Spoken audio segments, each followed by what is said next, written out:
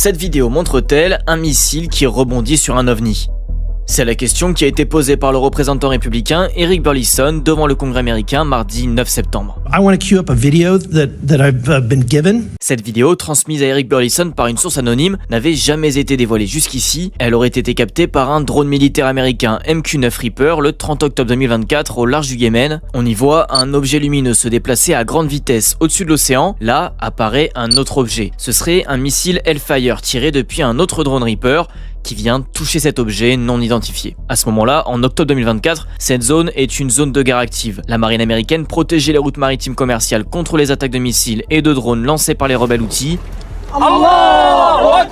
Alors cet objet était-il un drone? Représentait-il une menace directe pour les forces américaines?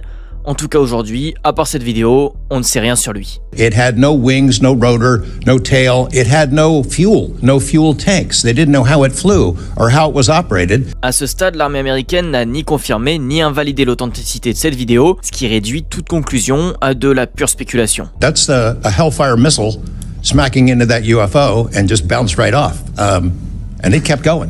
It kept going and it looks like the debris was taken with it. Yeah, what the hell is that? Eh bien, personne n'en sait rien. Ce qui pose question, c'est que non seulement le missile est simplement détourné par l'impact, il n'explose pas, mais en plus, l'objet visé continue sa route presque sans encombre, suivi par les quelques débris résultant du tir. This is when it zoomed out, so you can still see it traveling. Bon, si on part du principe que c'est bien un missile, ce qui n'est pas avéré, mais bon, gardons cette hypothèse, rien ne dit qu'il rebondit sur cet objet. Selon le site spécialisé avionchasse.fr, plusieurs hypothèses peuvent expliquer l'absence d'explosion. La première, le missile était non armé, c'était un tir d'entraînement. La deuxième, le missile n'a pas fonctionné normalement, il a frôlé l'objet, n'a pas assez touché pour déclencher l'explosion, ou tout simplement était défectueux. La troisième, c'est une illusion d'optique. La qualité d'image, la façon dont le missile est filmé peuvent donner l'impression d'une collision qui n'en est pas une. La quatrième, c'est un ou un dispositif créé par un adversaire pour tromper, ou même une expérimentation pour tester des systèmes anti-drones. Et la cinquième, c'est effectivement une technologie inconnue ou non humaine, mais le manque de données empêche de l'affirmer. Alors, quel intérêt de diffuser cette vidéo devant le Congrès américain? En fait, le 9 septembre, se tenait au Congrès une audition sur la transparence autour de la question des ovnis et la protection des lanceurs d'alerte. Une audition organisée par le groupe de travail sur la déclassification des secrets fédéraux, une instance parlementaire américaine mise en place à la Chambre des représentants qui travaille justement sur ces informations classifiées qui pourraient ou devraient être rendues publiques selon eux. For too long, the American spirit has been dimmed by a veil of secrecy, by a government that has grown too comfortable in the shadows, denying us the transparency we deserve. L'un des objectifs, c'est de rétablir la confiance des Américains envers les institutions, souvent accusées de cacher certaines informations essentielles. Et alors cette vidéo, eh bien, Eric Burlison l'a dévoilée pour justement soulever cette question de la transparence. Pourquoi ce genre d'image devrait rester classifié? Pourquoi le Congrès ou le public ne peuvent pas y avoir accès? There are servers where there's a whole bank of these kind of videos that Congress has not been allowed to see, that the public hasn't been allowed to see. Occasionally some of that stuff gets out in the wild and it comes our way.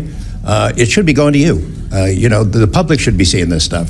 And why you're not allowed to, I don't know. Au cours de cette audience, plusieurs personnes ont été entendues. Ce journaliste spécialisé sur les ovnis, George Knapp donc, mais aussi d'anciens militaires qui ont partagé des récits de rencontres inexpliquées avec des engins mystérieux. In the classified realm, have you been exposed to undeniable confirmation of NHI technology? And then my second question is BAE Systems involved in any way with reverse engineering exploitation of non-human intelligence craft? Yeah, we're gonna have to have a conversation this Skip for that. Whether I'm legally even allowed to answer that, and whether you're even allowed to hear it, sir. Okay.